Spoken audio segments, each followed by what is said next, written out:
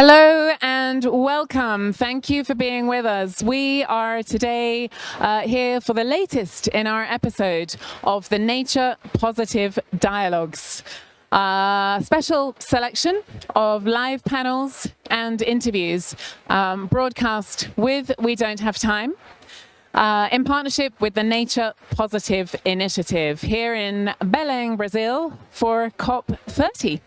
And in this series, we're looking at the interconnectivity between the nature crisis and the climate crisis and how we need to find joined-up solutions to solve these crises together, because that's the only way to have a prosperous, sustainable future that is creating a good way forward for both people, nature, and also the climate, a nature-positive future, that is to say.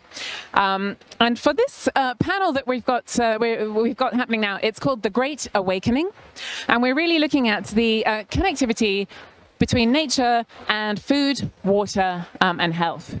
And we're joining the dots between the food and health systems and the nature and climate crises, in particular how human prosperity has come at the expense of climate and nature.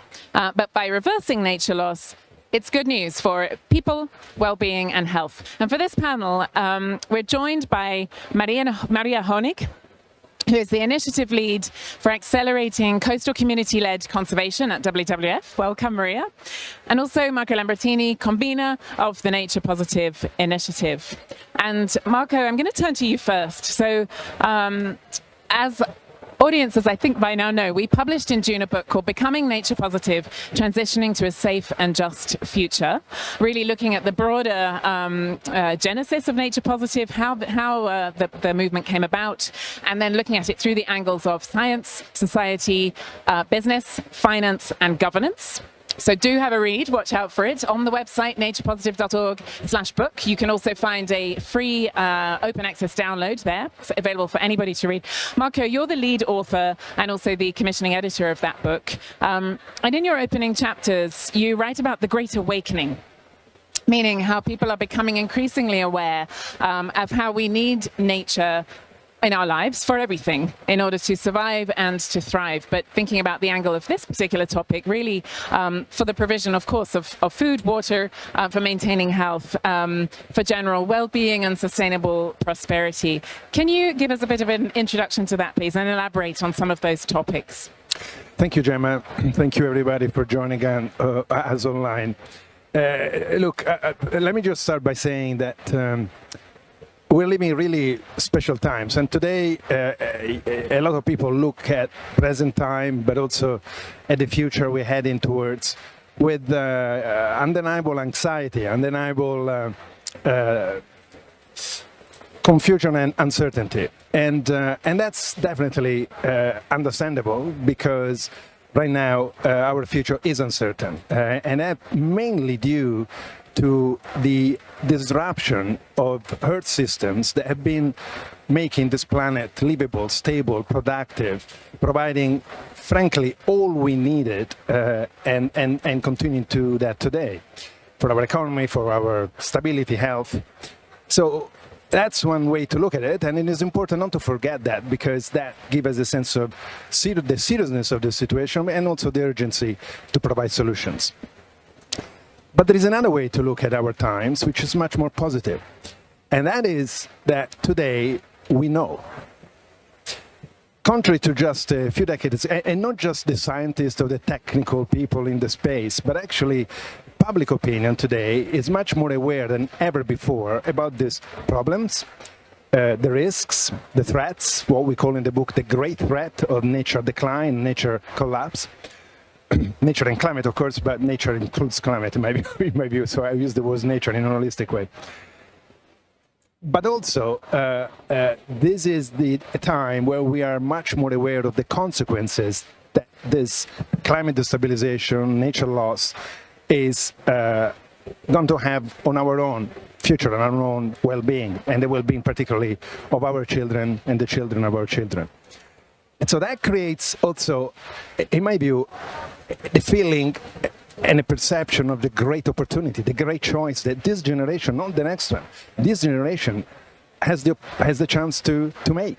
a choice of either sticking to business as usual, the nature negative economy of today that is destroying its own foundation, or embracing a nature positive future that addresses the climate challenge, the nature challenge, and secure a future. Nature conservation is not any longer a moral and ethical imperative.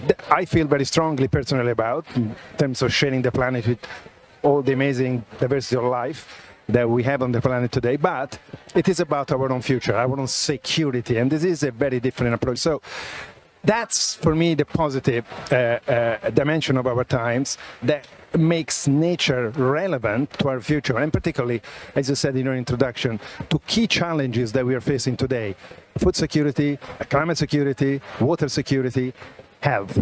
And I think Maria can maybe start talking about the food dimensions, because she's specialist in one of those very exciting and perhaps less known dimension of food security. But absolutely. No, thanks a lot, Marco. That gives a really good grounding in the topics that we're covering today.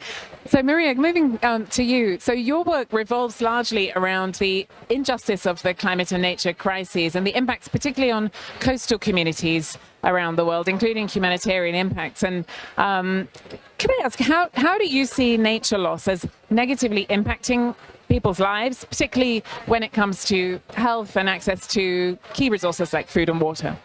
Thank you very much. And yeah, you're right, Marco, excellent grounding. But here we're talking about pretty large numbers of people are affected by ocean health. I'll just start with ocean health. So if we're going to fight this climate crisis, we need to put the ocean at the center of the equation. And the stewards in those environments, coastal communities that are reaching in the 680 million people around the world, are really the pathway to change with regards to delivering ocean health. And they're at the same time on the front line. So they're the most threatened by the climate crisis. They're the most threatened by severe weather storms. They're the most threatened by degrading ecosystems. You've seen lately they've launched a report on the fact that coral reef systems are reaching a tipping point. That means we're warming our oceans way too fast, and coral reefs will decline and possibly disappear in the next 10 years. And it's those exact systems that provide us with a quarter of marine biodiversity out there, which also fulfills an important role for food security, health for coastal communities. And I'll give an example of what I mean here about food security. So blue foods, or aquatic blue foods, which make up 20% of protein needs of people, 2.3 billion people around the world, and the essential micronutrients, 6 of them specifically, which are essential to fetal growth for people living along the coast. So if we're going to annihilate these systems, we're potentially affecting the food security and nutrition of hundreds of millions of people around the world. And who is catching that blue food? We're talking about small-scale fisheries. They amount in the 110 million people around the world. They catch 40% of total blue foods out there, and they are and they're effectively the most important source of that protein for everyone else who's living around the world. So you can see everything's connected here, and if we're going to allow this this pending crisis, climate crisis of the ocean, to continue, coupled with a poverty trap, coupled with degrading ocean systems, we're going to see hundreds of millions of people's lives threatened around this. But there are solutions to it. Why? Because those exact same people are traditional stewards of those exact same ecosystems. They have a vested interest to make sure that we're going to deliver the change that's needed in all of those places. And they already have the solutions at their very fingertips. And an organization like WWF has been working alongside these people. We're talking about 320,000 rights holders around the world for decades.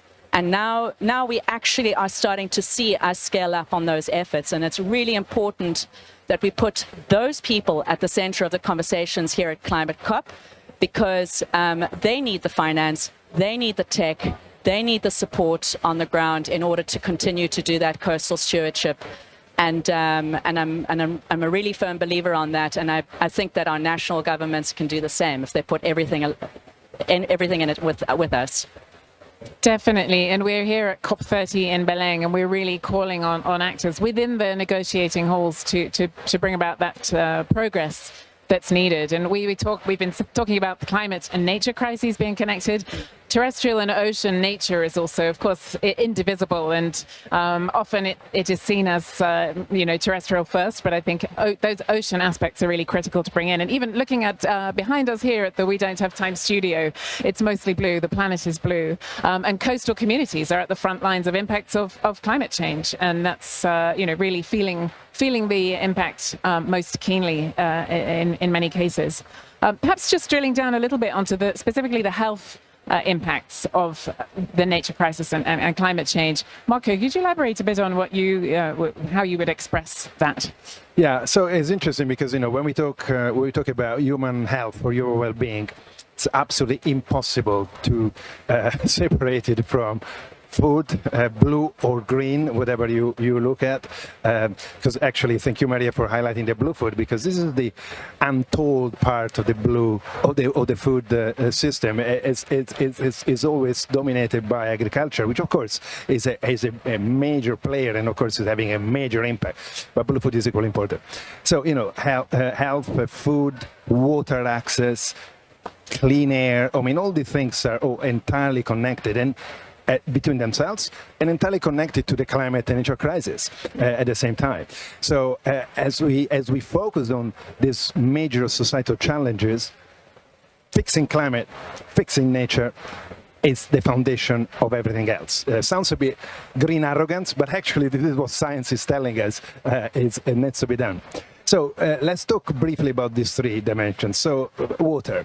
Water is such an intuitive, critical dimension of our lives. And yet, we are wasting it, we are polluting it, and we are not protecting the source of nature. Citing WWF again, there was a beautiful strapline years ago when I was in WWF that said, water doesn't come from the tap, comes from nature. And that's what we often forget. Nature comes from large landscapes where the precipitations are encouraged and regulated, and the access of water is improved by releasing this incredible commodity, the incredible precious, valuable water slowly and regularly, and allowing agriculture to flourish, manufacturing to be resilient, and lives and individual lives to be healthy and secure. And so this kind of the green water dimension, the water that actually comes from nature, is so important. And by the way, a lot of this green water that comes out of the forest goes into the atmosphere and creates what scientists call, in an uncharacteristic romantic way, scientists are normally quite dry, the rivers in the sky, And so we are in the Amazon right now. Imagine that the water that the forest generates is called evapotranspiration, this difficult term, but basically it's water that trees release in the atmosphere, is 20 gigaton, 20 billion of metric tons of water. That is more than all the water that flows through the Amazon River Basin complex. So it's more than the actual water that you see in the Amazon goes from the trees straight in the atmosphere, and from the atmosphere not just falls into the Amazon itself, maintaining the rainforest, but also takes this direction of rivers in the sky and feed monsoon systems tens of thousands, hundreds of thousands of kilometers away. So this is an example of how nature contributes to water access, water security, but also to critical component of the climate, which is rain precipitation, rainfall patterns. And then when it comes to actual health, that's a little bit more difficult, because nature guarantees health in many ways by providing nutrition, food, water security, all the rest, but also by keeping on check diseases. particularly bacteria and viruses that are very abundant in nature, but in pristine nature are actually kept in check by a high integrity ecosystem, so an ecosystem that actually is healthy. Typical examples, particularly in the tropics, and where we had many diseases coming from nature, from HIV to Ebola to SARS, and of course COVID itself was triggered and originated from nature, in nature. So nature is not always so benevolent. Sometimes it's quite tricky, but has systems to keep these viruses in check. When nature is degraded, when we are stressing animals that become infected, when we encroach into nature and we expose ourselves to these viruses, that is when we have pandemics. That is when we have local or global pandemics. And so, that's something to keep very clear in mind. And today, more than 60% of the emerging diseases with a potential to become a pandemics are actually of zoonotic nature, are generated in nature from animals, but particularly in situations where we put this ecosystem and animals under stress. So that's an example of, but the positive side, sorry, just the last thing. The positive side, otherwise you look, the positive side is also that nature has provided us from the very beginning, and today continue to do so, with the most important medicines that are life-saving for us, from basic things like aspirin to actually, anti-cancer, anti-tumoral compounds, and so on and so forth. So nature and health and human health are absolutely one. Absolutely, so very closely connected, and it's highly compelling. It's very clear. The science is couldn't be stronger. But my broader question, just reflecting on that, and I'll come first to you, Maria, is how can we convince decision makers and wider audiences that of these facts, and that we need to take action and we need to change and shift towards a nature positive path that is much more sustainable? How can we do that? Yeah, that's a really that is the question of Climate COP, right? I think that firstly we need to demonstrate that something's working, right? Proof is in the pudding. And what is really important is that the solutions that we're discussing here are actually delivering those outcomes: food security, well-being, health. And in this report that we'll be launching here, Coastal Stewardship, which is enabling nature-based solutions, or making sure that nature is delivering those positive outcomes for us through protection, through conservation, through a locally led adaptation, is bringing about those changes. And I mentioned earlier that coastal communities are at the forefront of this effort with us at WWF. The solutions that are demonstrated in the report have proven that of the 178 sites that we're working in, a quarter of those are starting to deliver food security and economic well-being outcomes, which is really important. The fact that we can actually show that to government means this needs to be done this way, and this is how we'd like to do it. The other thing is that we need to scale on those solutions. So everybody thinks let's get stuff done at the local level, but actually everyone wants to know how we're going to deliver a bang for our buck at a scale far larger than at the site level. How are we thinking about the whole ocean, and how are we going to deliver on that? And the other thing that we talk about in the report is scaling and how to do that. There are 3 ways of scaling that we should think about today, especially if we want to deliver those outcomes fast enough, with the right number of people receiving those outcomes, and conserving as much area as possible in the future. Scaling up, ensuring those solutions are embedded in national level policy. Scaling out by replicating those solutions in as many places as possible. And scaling deep, ensuring that there are networks of people that are sharing lessons, peer-to-peer exchanges, making sure that we're talking in the halls here about what works, etc. And that is the scaling framework we've adopted in WWF. It's delivered because now we're at 178 sites over 5 years. So that's pretty astronomical. And I think that's what we should be telling governments here: how to scale, what the solutions are, and demonstrate it through evidence-based. Absolutely. No, it's optimism grounded in reality and grounded in science, but also real examples of where some of these innovations and solutions are working. And it's extremely encouraging and motivating, I think, for everybody, but making it really even more of a no-brainer that these progress and actions need to happen for sure. We've been hearing a lot here at COP30 about bioeconomy, of course, as a critical topic. This is also Nature Day today, so there's a particular lens on nature and nature restoration at COP. If we think about a particular aspect of the bioeconomy, Marco, agriculture, what are some shifts that need to happen there, and how can we seek out a more nature-positive path for agriculture? So agriculture, it's of course something that is so important, and it's been a sector that has generated so many benefits over the last, particularly 7-8 decades. Because let's remember, there was an issue of malnutrition and a significant issue of malnutrition and starvation, and until very recently, at the beginning of the 20th century, 1900, we had 2/3 of the population in extreme poverty, mainly defined by malnutrition and risk of starvation. And so after the Second World War, the industrialization agriculture, we need to recognize, has actually improves food security dramatically for many people. We can't deny that. It's not just good enough to point at the problems of the agricultural system of today, because that's delivered a lot for that period. Problem is that we have continued the intensification and industrialization, a chemical agricultural model, beyond the limit of what nature can actually sustain. And now we are at a point where the same system that has actually developed so much benefits until now is beginning to undermine future food security.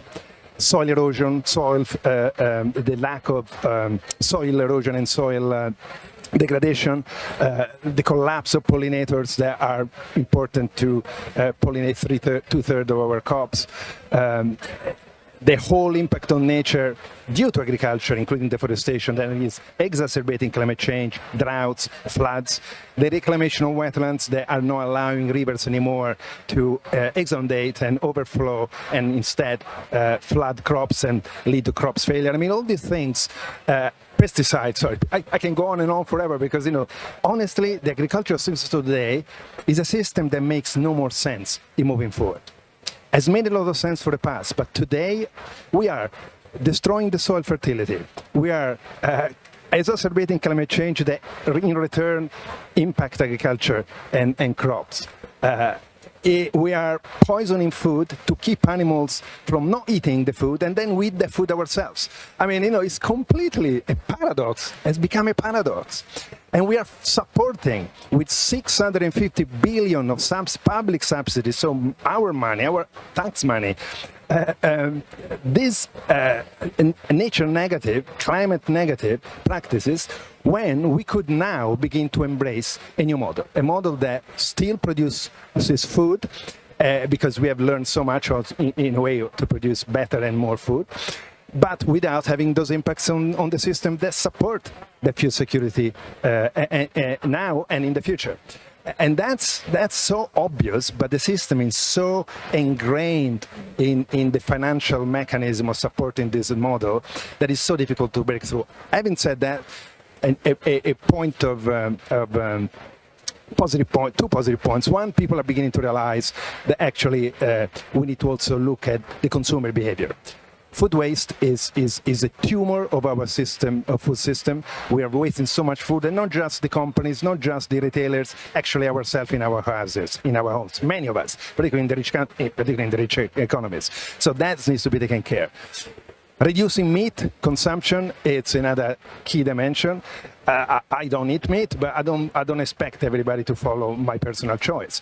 But reducing the use of meat is fundamental because this is the highest footprint food that we can imagine on today.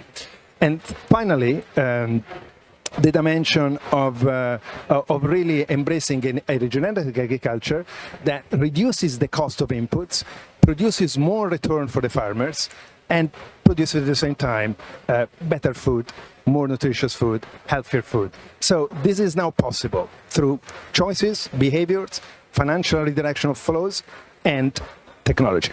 Yes, absolutely. And Maria, anything that you would add briefly in terms of systems change, let's say, but from a coastal perspective? Well, take that whole point you made, Marco, and land it in the blue, if you don't mind. So, unsustainable blue economy is accelerating at a rate of knots. 100 companies have been named that are unsustainably extracting out of the ocean, while the sustainable blue economy and the principles of the sustainable blue economy Skulle han säga det, ska jag säga det? possibly adopted by coastal community enterprises out there. So they could be nature positive.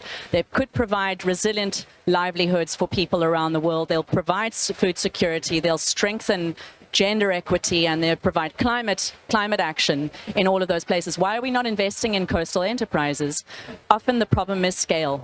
So we were talking about financial flows. How are we addressing financial flows to reach the scale of small-scale enterprises all around the world that are delivering those outcomes that I mentioned a little bit earlier? And this is an opportunity here at Climate COP. So they're tripling climate finance around the world, which is absolutely fantastic. But how are we ensuring that there are sustainable blue pathways in that climate finance that will reach the hundreds of millions of people that are capable of both delivering us nature positive outcomes in all of those places, but also food security, health and well-being for hundreds of millions of people around the world? Yeah, no, definitely. And as we have a few minutes left, I just want to think a little bit more broadly. We're halfway through this critical decade and looking ahead to 2030.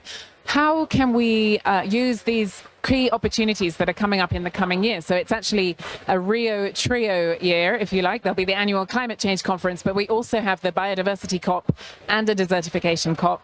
And before those highlights, we also have in July the second Global Nature Positive Summit taking place in Kumamoto City in Japan. So really key moments to, again, accelerate action. How can we use those? And perhaps more broadly, what needs to happen critically now in the next steps as we look towards 2030? Maria.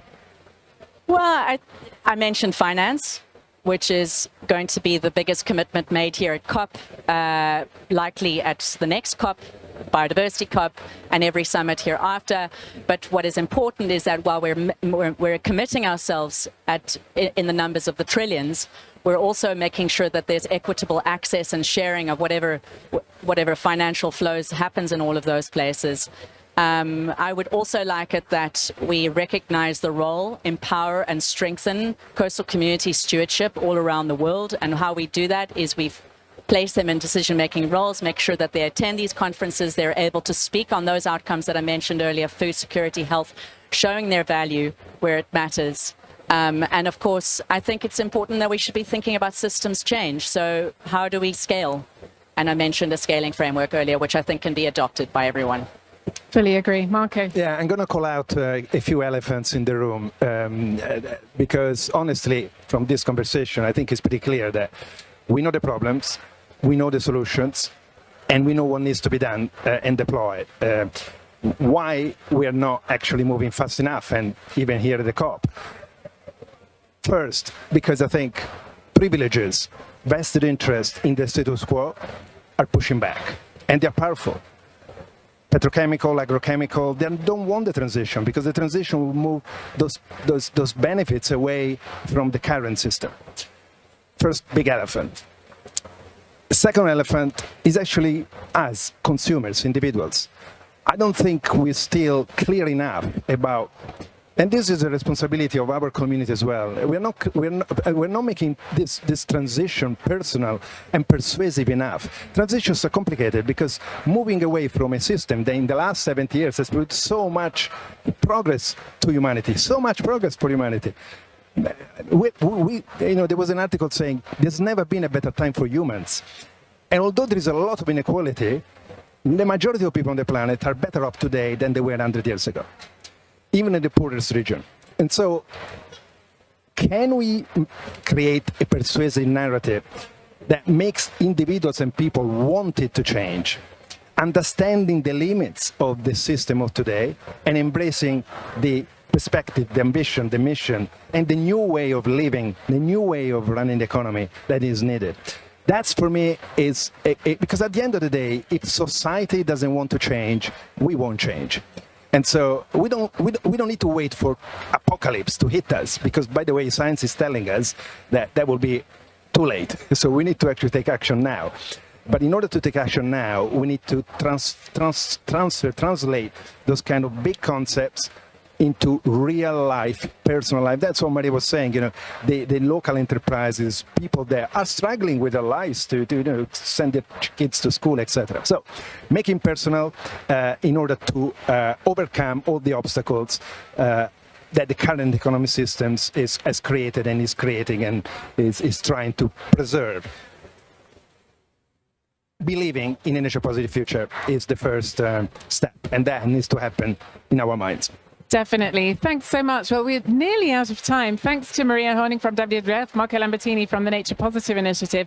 Do watch out for our next episodes of the Nature Positive Dialogues. We've got more live stream panels coming and also some interviews. Do watch out for those. Marco just mentioned narrative and how we reach hearts and minds through important storytelling around nature. We have a very important announcement, which is that coming up early next year is the new film, Becoming Nature Positive. The trailer is out. You can find it on naturepositive.org/film, and we're about to watch it now. So really, it's important to reach different audiences in this way. We mentioned the book as well. It's available to download and read for free. But just coming up now, just have a little look at this trailer and be inspired.